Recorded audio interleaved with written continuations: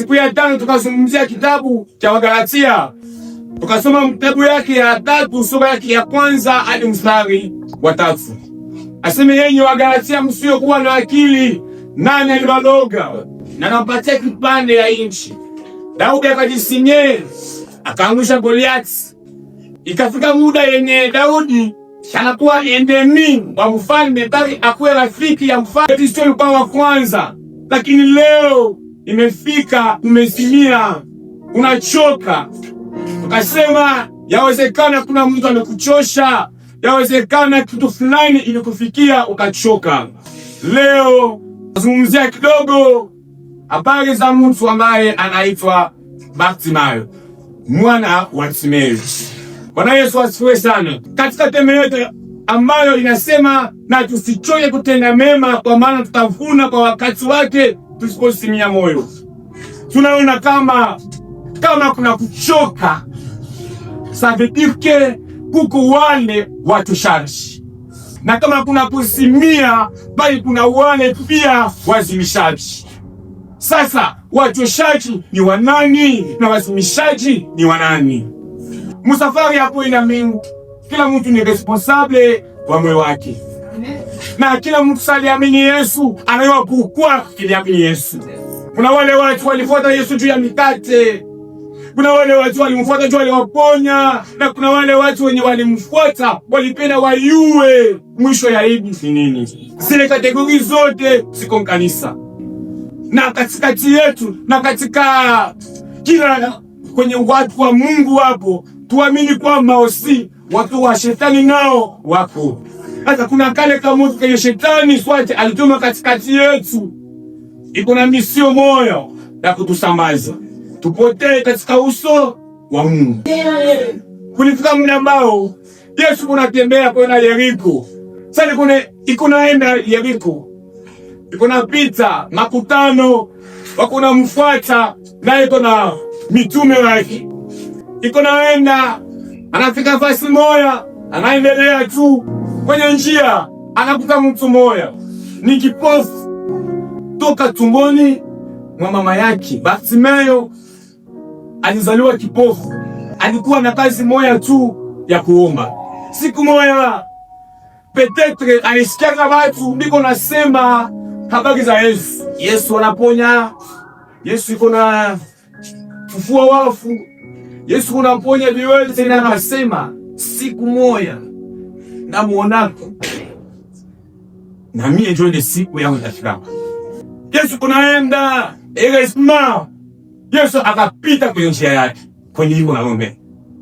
Aliposikia Yesu anapita, akasema hapa ni sauti yangu, njoo itaniponya. Akaanza kulalamika, Yesu mwana wa Daudi unirehemu. Aseme Yesu mwana wa Daudi unirehemu. Batu wenye biko pembeni wako namwambia, unasumbua mwalimu, kuna tuuzi. Lakini hakuchoka kupaza sauti, maana alijua Yesu akinisikia shida zangu zinafanya mimi zimeisha. Bwana Yesu asifiwe sana. Amen. Watu wanatafuta kumsimisha makusudi kwamba asifikirie baraka zake, ama asifikirie lengo yenye kuna atafuta kufikiria. Makutano wenye walikuwa nazunguluka Bartimayo, ama kundi yenye ilikuwa na Yesu, walipenda wamsimishe, lakini alijua venye niko amo, venye niko natafuta, ndapaza tu sauti yangu, ndasema makusudi kwamba Yesu ndiye peke anisikilize, na akinisikiliza tapata mkono, shida zangu zitapata solution. Katika huduma ama katika wokovu, kama uko Mkristo mwenye unaamini Yesu na unajua venye uko wamo, unapaswa jua kwamba katika huduma na katika safari ya kwenda mbinguni kuna miba na michongomo, kuna kuvunjwa moyo, na maana kuvunja moyo haiko mwingine, ni ule jirani yako, ni ule ndugu yako mwenye upo naye pale. Amen. Kama kuna kuchosha na kuna kuzimia, maana yake wachoshaji wako na wata uka mbinguni ni humu ndani ya kanisa.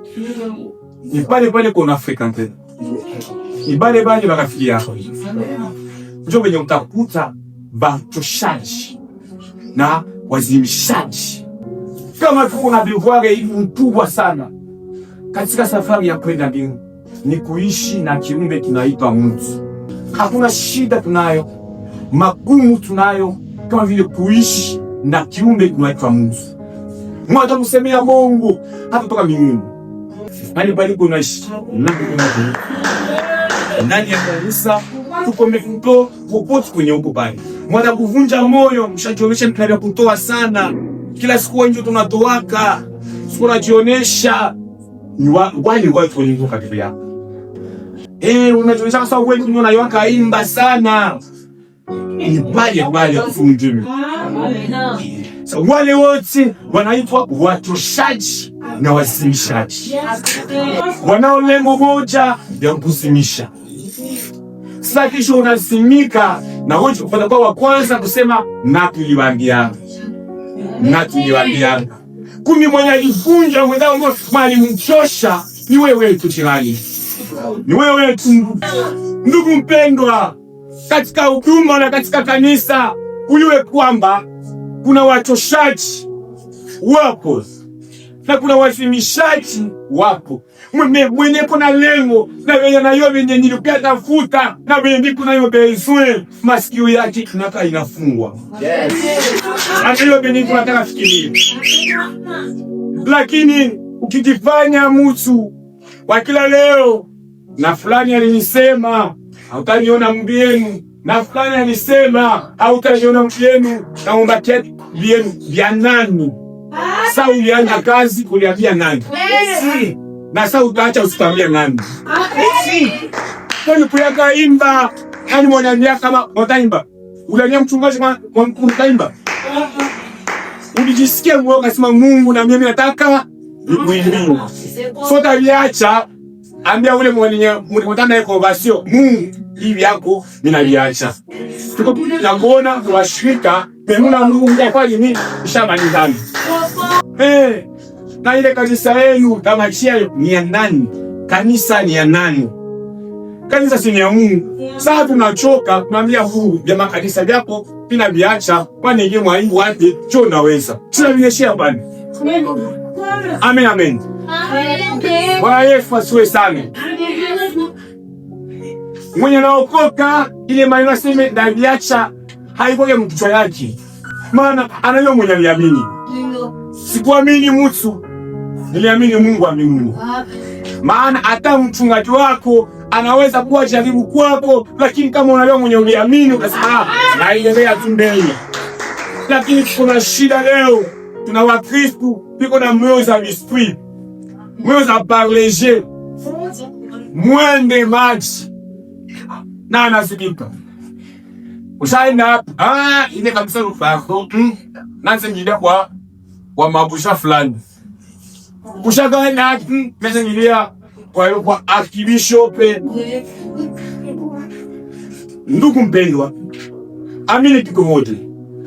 Popote pale utaenda kwenye Biblia na Mungu wa kweli, hautaposaka maneno fulani anasema. Sababu kuna nyota, kuna angaa, shetani tunapenda ile nyota haizimishi. Njia ya kwenda mbinguni ingekuwa nyepesi na ungienda bila problemi yote ile. Lakini kwa sababu jirani yako iko pale, njia ya kwenda mbinguni inakuwa nzito, inakuwa nyembamba. Pale tunasikia pale. Jirani angekuwa njia ya kwenda mbinguni kwako ingekuwa nyepesi, lakini tu jirani iko, njia ya kwenda mbinguni inakuwa hivi. Sababu gani? Ule jirani yako pale, mtu atakwambia ushajionyesha mwa kanisa haikwake yenu. Ni ule jirani ndio mtu atasema mshiko anajionyesha humu. Mwa mwenu. Ule jirani ndio atasema mnakuiana moto. Ule jirani yako ndio atakwambia aliniambia na ulisema, fulani aliniambia na ulisema. Yusikona nizoea. Kwake mwenzako, siku anda kusingiza na kunisha kama mkubwa wako, mkubwa wewe. Hatuko sawa. Ni ule jirani yako. Ni ule jirani yako. Ndio atakutungia bongo inafanana kweli. Anatunga bongo kabisa. Jukuna zile bongo, wanatungia kama mtu. Bongo inavala kwetu. Mwata sikia, anasema ni kweli. Lakini kama roho yako inasema Mungu, kuna yule anayechunguza mioyo na kupima viuno, mwenye anajua vyenye viko msashe ya mwale chini ya bishiwe na katikati ya giza anaiwaka. Mwenye anayua mwenye aliyapini anasema basi tuachie Mungu. Ndio anayua kweli ya yote. Maana wakati mwingine anataka ujitetee namna gani? Hata unasikia. Yes. Anasema kweli. Hapana kufanya kweli. Kuna wakati mwingine zile bongo papa anazitungianga mtu. Mpaka hata unasikia wewe de chair de poule. Unasikia? Basi hii udongo ingipasuka basi nishuke basi nda. Unakosa kwa kutia macho. Nitie macho wapi? Unakosa. Bwana asifiwe sana. Bwana Yesu asifiwe sana. Kile tujue na tuamini ya kwamba tuko na mzigo mzito ya kuishi na Mungu. Na wazi. Tunayo. Tunayo mzigo mzito ya kuishi na watu, ya kuishi na jirani. Ndugu, mwana kukunja moyo hata tokea ku frontiere. Hapana, ni umutu, ni hapa tu, ni kule pale tu kwenye huko. Unajua shaka nini vya makanisa, shefu tulianza mbele yako. Mbeshe hivi. Mimi nianza mbele yako. Kuna wale watu. Ili hakuna nini? Ili hakuna mimi nianza mbele. Kuba ili. Nianza mbele yako. Mimi nianza mbele yako hivi. Unakuta mwenyewe kunakwambia hayo.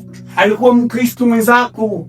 Shetani alimtembelea na atampata. Ipo ni Mkristo waniamini. Kesho utamwona kwa mama. Unaona kwa mama? Kwa mama yetu, kwa mama yetu. Kwa mama Maria. Kesho unamwona iko kwa mama. Kesho unamkuta kwa watewe. Kesho kwa archbishope. Kesho unamuona hizi. Shakuja huyu mtu. Ni ae. Kisha Sauli anakuambia, anaambia hivi. Hivi, ndio mbele yako. Kamata moya na wewe. Basi ni sana. Kamata kula pale moya. Sivi. Kule vile kuko liberté yote, ama hakuna kufunguana. Huko mnini? Kuna wale watu. Na utashuka ni watu wenye walikuwa kiboo. Walihubiri Yesu. Walitabiri hata. Meleo. Wanakuwa bifunja moyo. Wanakuwa watoshaji. Wanakuwa wazimishaji. Mission principale ya shetani ni kutusimisha. Ni bato kichoke tuyo kama aungu. Mission ya shetani anafanya mwa kanisa. Tukwe ba hivi. Batatu. Kesho sa mchungaji anakuya, visionnaire anakuya, anaanza niwacha kanisa. Leo wapi?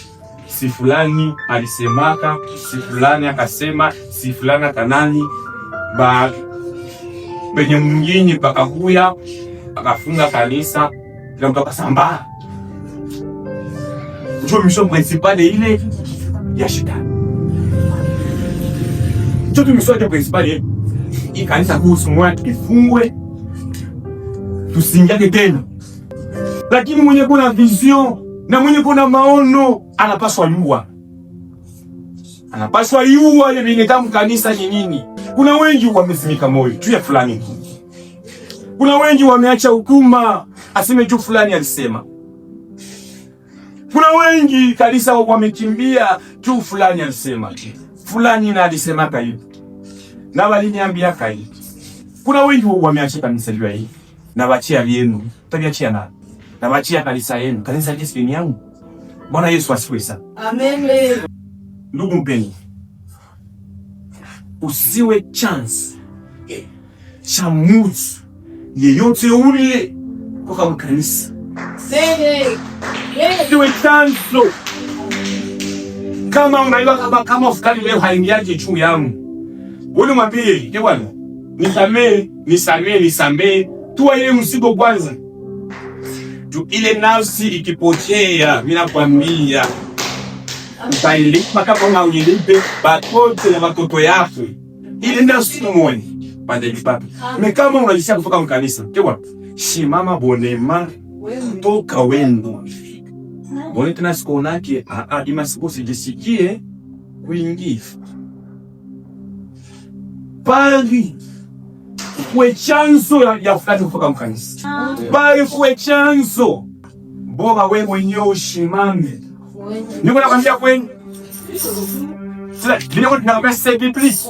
Asemi bali nafsi moja ipotee, ule mwenye ataipoteza bora bamfungie lijiwe.